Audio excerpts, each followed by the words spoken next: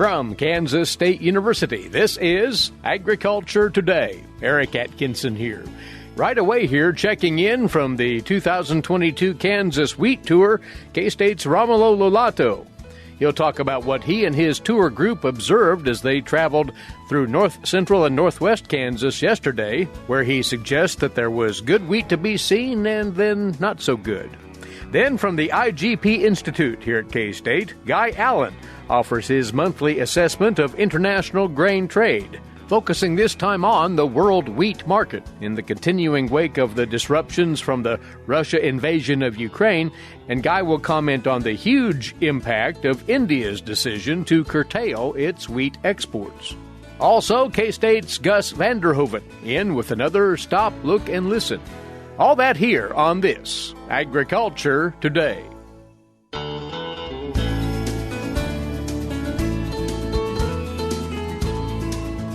This is Agriculture Today, and thanks for being along with us on this Wednesday. And we're actually now in day 2 of the Hard Winter Wheat Tour of Kansas and surrounding states. Of course, that's sponsored by the Wheat Quality Council.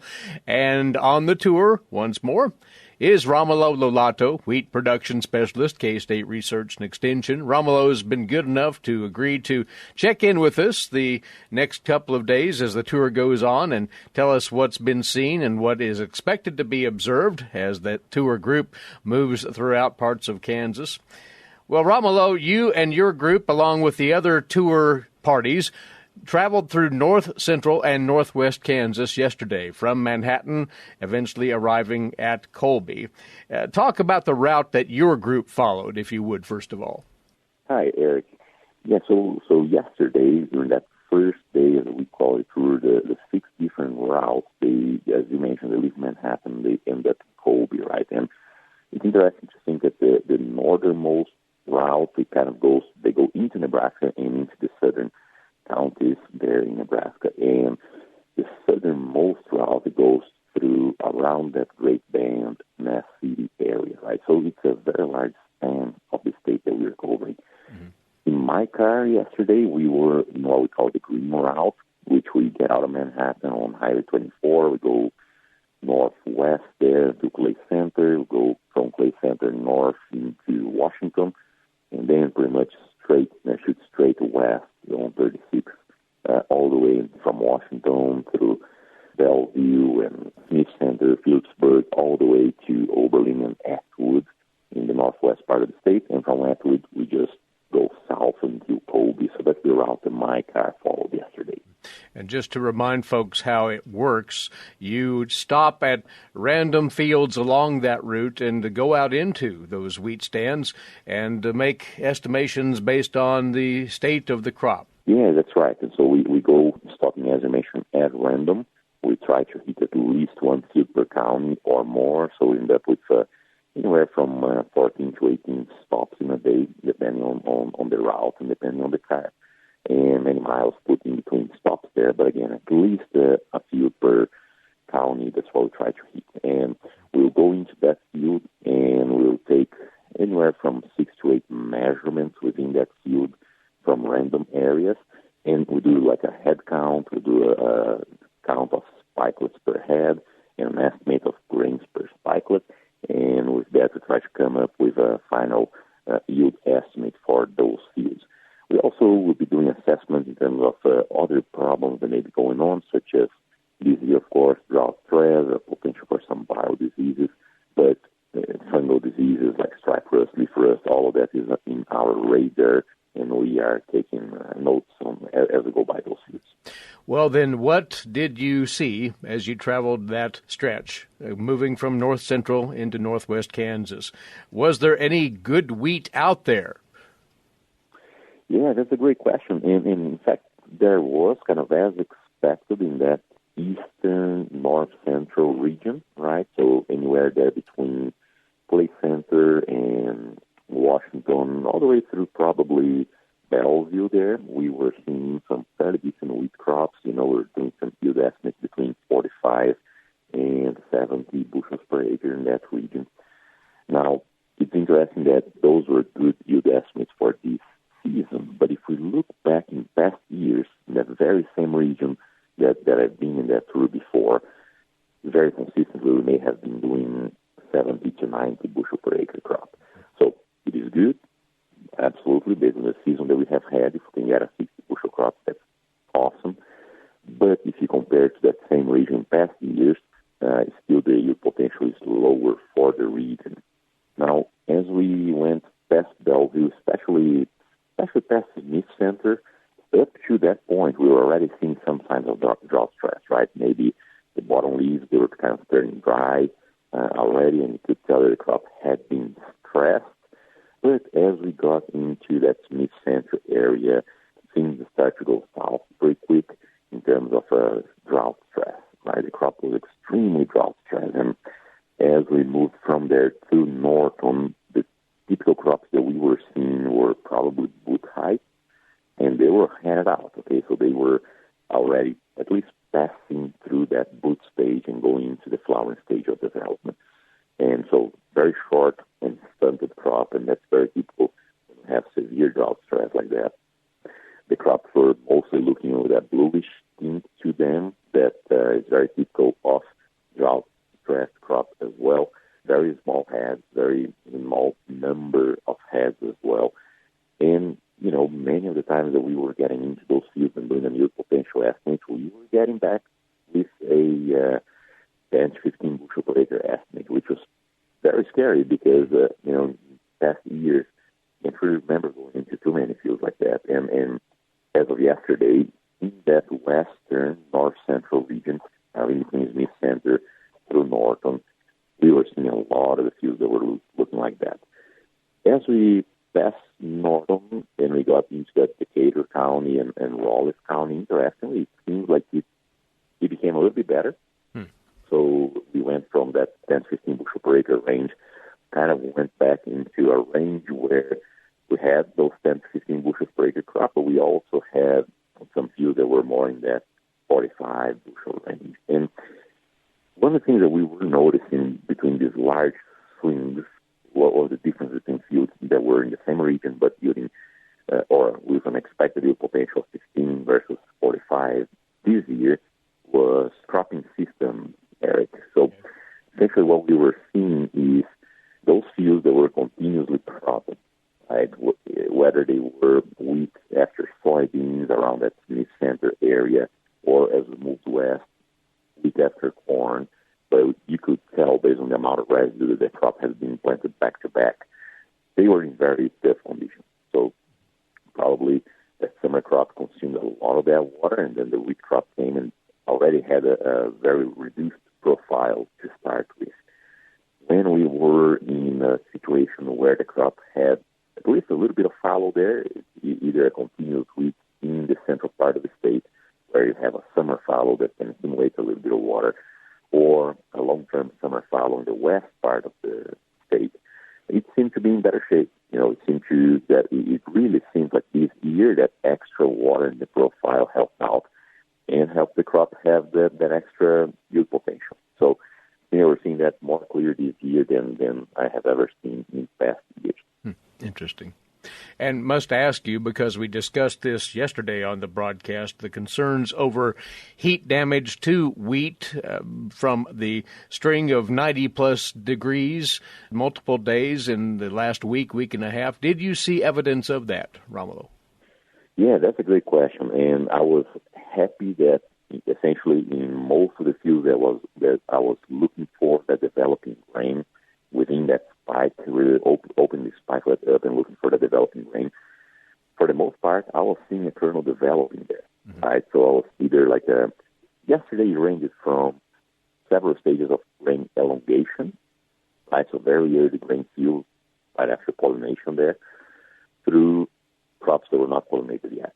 So they were not necessarily at the boot, but they were getting from that boot to flowering stage. And so as I pulled out those spikelets, the anthers were still green, which is a good sign as well, right? So far, I haven't seen necessarily too much evidence of lack of pollination due to that heat stress, which was very reassuring for me to be able to see that and say, well, perhaps that at least that wasn't necessarily a problem this year. So far, happily, I don't think I can say that we are seeing that issue. Now, I'm not sure about the crop that we're going to see today, but at least the crop that we saw yesterday, it seems like we may have escaped from the issue of lack of pollination, even though that heat stress will, of course, impact the crop in other ways. Well, for the record, the overall calculated yield from all the tour cars was 39.5 bushels per acre, 20 bushels lower than last year's 59.2 bushels per acre for the same routes. And as you say, you are moving on to west central, southwest Kansas as we speak, and the expectations there, Romulo, are unfortunately fairly low. Yes, absolutely. So this morning, moving from Colby, my route is going straight south of Colby all the way until Layton, and then we'll go east from there. And this part of the state, and especially west from here and south from here, it's really where we're seeing the roughest crop and perhaps largest percent of area abandonment. So we will be taking notes on that as well and try to see how is the crop going to fare these extreme drought conditions and heat conditions that we have had during this entire season.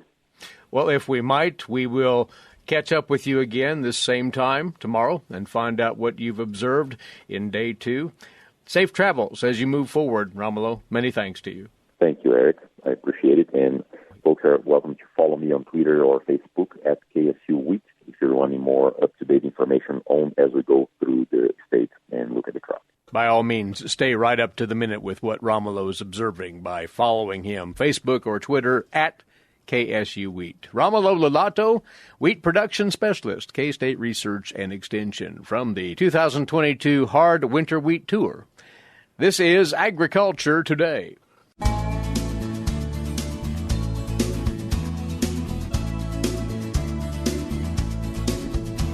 Agriculture Today continues now. Last week, the USDA released its latest World Agricultural Supply and Demand estimates on commodities, including grains. Good barometer of international grain trade, and we'll use that as the basis of our discussion now on those trades with Guy Allen. Guy is the senior economist with the IGP Institute here at Kansas State University. As for that WASDE report, Guy, you describe it as largely a wheat story, and the numbers reaffirmed that there are tight wheat supplies around the globe right now. Yeah, that was where the surprises came in on Thursday's report. World production was pegged at just under 775 million metric tons. That's down about 4.5 million tons from last year's production. Probably the two key areas that the market's really watching at the moment on the Ukraine and Russia. Production estimates were down 35% for the Ukraine. They dropped it down to 21.5 million metric tons, which I thought was not a bad number given the situation over there. It looks like they're going to get some of the crop harvested and spring crops going in. But that's down 35% from last year's 33 million metric tons. The key number that we're watching is how much of that's going to get exported. And exports, they dropped nearly in half to just 10 million metric tons compared to 19 million tons this current year, which again is down from the bigger picture number. Right next door, Russia's situation. Russia production came in at about 80 million metric tons. That's up 6% versus last year. Exports were projected out of Russia of about 39 million metric tons. That's the second highest export number ever for Russia and compares to 33 million metric tons in this current marketing year that we're finishing up. It really is surprising, though, the output expected from those two countries, given the obvious turmoil there. Yeah, it's interesting to watch that, and quite concerned, I guess, on the integrity of the supply chain and also just getting the shipping in and out of there. The insurance companies now don't insure a lot of ships going in and out of the Black Sea. That said, Russia does have a number of avenues to export some of that through land routes, and we're seeing the Ukraine surprisingly establish supply chain export routes out through the western part of the country and being able to execute some of that grain even in the back end of this marketing year. Guy, I want to spend a moment here on the situation with India, what the WASDE report said, and then following that, an action taken by that country which rocked the wheat market. Yeah, India announced, I think it was late Friday or early Monday, it got into the marketplace, the intent to ban wheat exports. India is a country, some years will export wheat, some years will import wheat. They're the second most populous country in the world, close to about 1.3 billion people. This current year, they're expecting to export about 10 million metric tons, and that ban on exports is to come in and will probably curtail just the tail end of that. They did clarify things early on Tuesday that they would allow some existing sales that were on the books to go through if a letter of credits and shipments were in the process of being made, and then special shipments to other food-critical countries. Most noted in there is Egypt, had bought a couple cargoes, so they're going to allow that to go through. However, next year we had USDA had India down for about 8 million tons of wheat exports, and the market was really looking to India to sort of fill that shortfall out of the Ukraine, and particularly out of the Black Sea. Geographically, they're fairly close. The increased shipping costs weren't prohibitive to go into a lot of countries, but it looks like that grain's now not going to be available. India increasingly concerned with their hot, dry weather on this current season's crop. They're the second largest wheat producer in the world behind China. India's production, USDA had estimated at 108 million metric tons, down 1% from last year's 109 million metric tons. I think India's concern is reflective of a lot of countries' concern on, one, food inflation, food security issues, and we're going to see, I think, a continued increase of those concerns and actions being taken by governments to limit trade, secure food supply.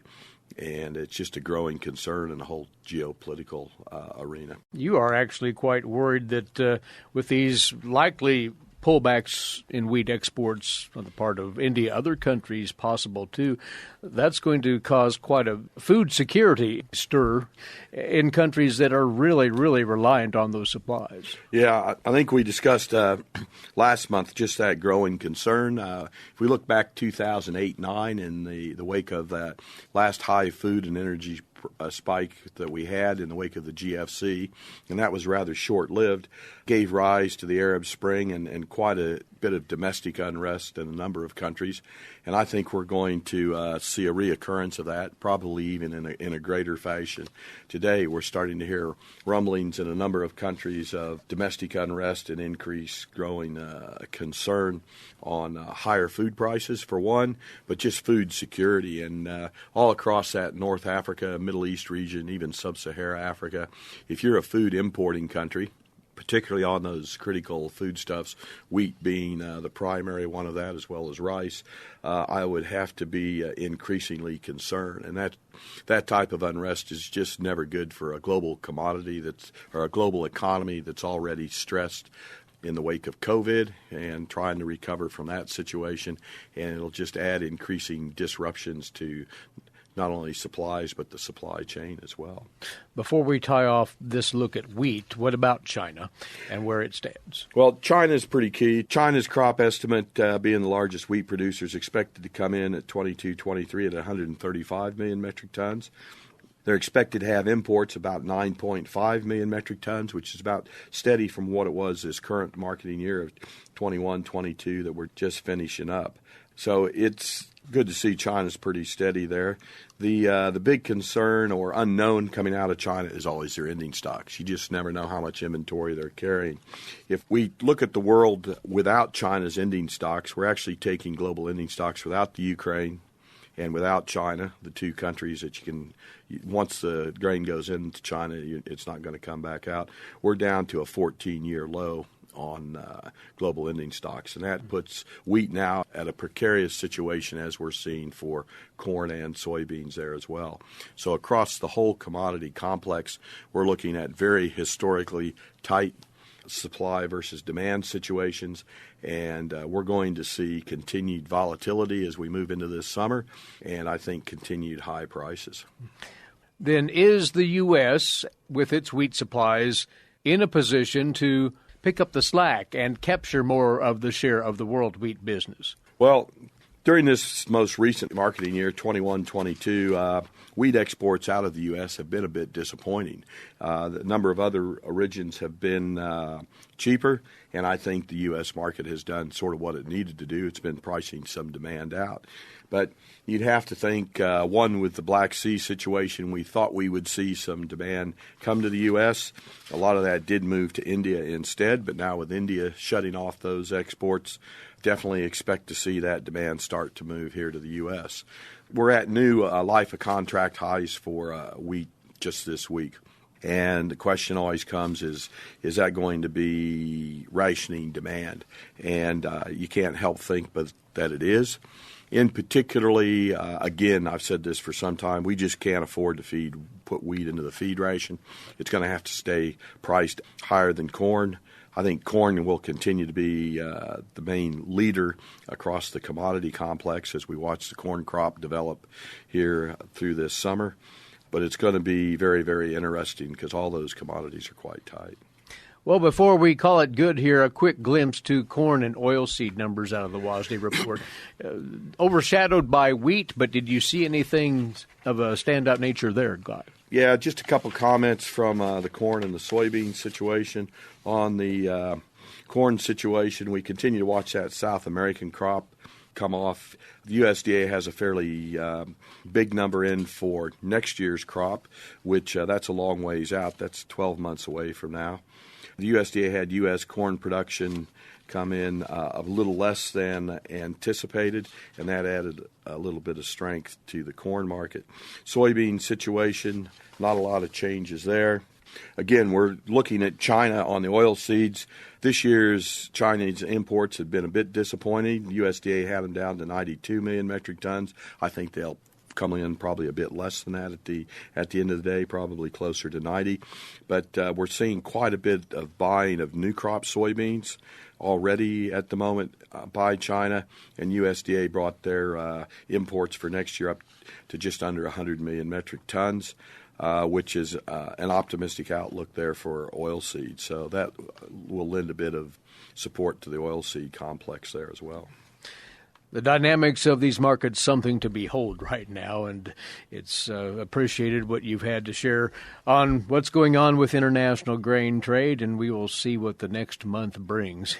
It's going to be a very interesting summer, I think, this year. It'll be one, I think, for the history books, as I expect to see significant market volatility as these markets continue to heat up as we move into the summer. Thanks for tracking all of this. As always, we'll talk again in a few weeks, Guy. Appreciate your time. Very good. Thank you, Eric. The senior economist with the IGP Institute here at Kansas State University. That's Guy Allen, and you're listening to Agriculture Today.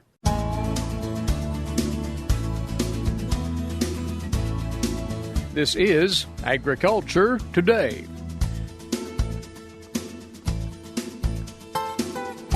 Stop, look, and listen. If you have no dream, do create your own. That's Gus van Der Hoeven of Kansas State University with comment on life in rural Kansas. This past weekend was graduation celebration in Manhattan. Anneke and I attended the ceremony for a young friend. He will obtain his landscape architecture degree when all grades are checked in. We sat with the family and his friends. It was really a good feeling to see him walk the stage after 5 years of studying for the master's degree in landscape architecture. I nearly jumped out of my seat when the awards were listed and my young friend's name was mentioned for the L.R. Quinlan Award. I knew Prof. Quinlan well. He had a fascinating career as a landscape architect. He was part of the original faculty of the School of Landscape Architecture and held responsibility for the early campus landscape. At an old age, he gave me his textbook, which he had used when teaching at Amherst, Massachusetts, and later here at Kansas State. I treasure the book, An Introduction to the Study of Landscape Design by Henry Vincent Hubbard and Theodora Kimball, published in 1917. We're talking about a great man, long gone. The L.R. Quinlan Award is awarded to the student judged to have made the most advancement and improvement during their study of landscape architecture. Wow!